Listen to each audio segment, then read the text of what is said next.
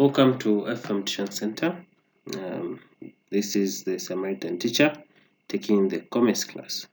Okay, so we're looking at the 2017 commerce paper. We're answering everything. Okay, this is question number 1. Identify 3 branches of production and give an example of an activity that takes place in each of the branches. Okay, so B. Describe the term counterfeit goods found on the market. B2. Explain enterprise as a factor of production. C. Outline the importance of commerce to an individual, a nation, and the world. So first of all, we should understand what production is before we look at branches of production. So production is the provision of goods and services which satisfy the needs and wants of human beings. Okay, so let's look at branches of production. So industry. Okay, an industry is concerned with the actual making of goods by extracting raw materials from natural resources and then processing them into finished goods which people are able to use to their satisfaction. So that's for the industry. So industry is subdivided into primary and secondary production. Okay, we'll look at that later on. So commerce is another branch of production. Commerce is trade and aids to trade. Okay, so you should know what aids to trade are. Okay, so what are aids to trade? Let me just say these are facilities that enable us to carry out trade. So aids to trade, these are things like banks, transport, communication. Those are aids to trade. So the role of commerce is that of distributing goods and services from producers to consumers. That's the role of commerce. Okay, so we also have direct services. Direct services are personal and public services produced for the direct benefit of individual citizens. Okay, examples of direct services are education, healthcare, legal advice, entertainment, security, etc. Okay. What are counterfeit goods?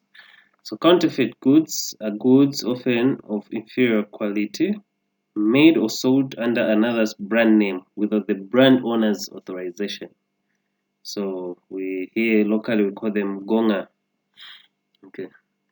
Sellers of such goods may infringe on either the trademark, patent, or copyright of the brand owner by passing off its goods as made by the brand owner, which is false. Okay. Okay, so I have to explain why enterprise is a factor of production. Okay, so let us know what enterprise is. Enterprise is the ability to organize other factors of production of land, labor, capital. So land, labor, and capital, these are factors of production as well. Okay, as well as enterprise. So enterprise just enables to organize these land, labor, and capital so that each factor is well utilized in the production of goods and services. Okay, so enterprise involves making important decisions such as when to start a business, where to locate a business, what type of goods or services to offer for sale, how much goods to offer for sale, which worker to employ. So that's what enterprise deals with. Okay. Question: importance of commerce to an individual, a nation, and the world. So to an individual, these are the importance. Commerce tries to satisfy increasing human needs Okay, human need. I've put down some explanations on how commerce tries to satisfy human needs. So uh, okay, let's just read. Human wants are never ending. They can be classified as basic ones, secondary ones. Commerce has made distribution and movements of goods possible from one part of the world to the other. Okay, so movement. Okay, today we can buy anything produced anywhere in the world. Mm. This has in turn enabled man to satisfy his innumerable wants and thereby promoting social welfare. Okay, so you can just go on internet, you buy from Alibaba, from eBay, you can buy anywhere. So that's the importance to an individual. Commerce helps to increase our standard of living. Standard of living refers to the quality of life enjoyed by the members of society. When man consumes more products, his standard of living improves. To consume a variety of goods, we must be able to secure them first. So commerce helps us to get what we want at the right time, right place, and at the right price, and thus helps in improving our standard of living. So commerce links producers and consumers. Okay, um, uh, production is meant for the ultimate consumption. Okay, commerce makes possible to link producers and consumers through retailers and wholesalers, and also through the aids to trade. Consumers um, get information about different goods through advertisement and salesmanship. The manufacturers are regularly informed about the likes and dislikes of consumers through marketing research. Thus, commerce creates contact between the centers of production and the consumption and links them. So, commerce generates employment opportunities. So the growth of commerce, industry, and the trade brings about the growth of agencies of trade such as banking, transport, warehousing, advertising, etc. So these agencies need people to look after their functioning. Increase in production results in increasing demand, which further results in boosting employment opportunities. Thus, the development of commerce generates more and more employment opportunities for millions of people in the country.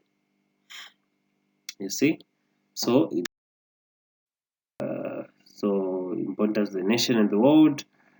Commerce increases national income and wealth. How does it do this? Okay, when production increases, the nation income also increases. It's as simple as that. So, in developed countries, manufacturing industries and commerce and commerce together account for nearly 8% of total national income. It also helps earn foreign exchange by way of exports and duties levied on imports. So, exports and imports generate forex. So, national income is generated in this way. Commerce helps in expansion of aids to trade. So the more people are consuming these goods, aids to trade expand. You know, we need more transportation, we need more banking, it's more advertising, etc., etc. So commerce helps in growth of industrial development. So commerce looks after the smooth distribution of goods and services made available by the industry. Okay.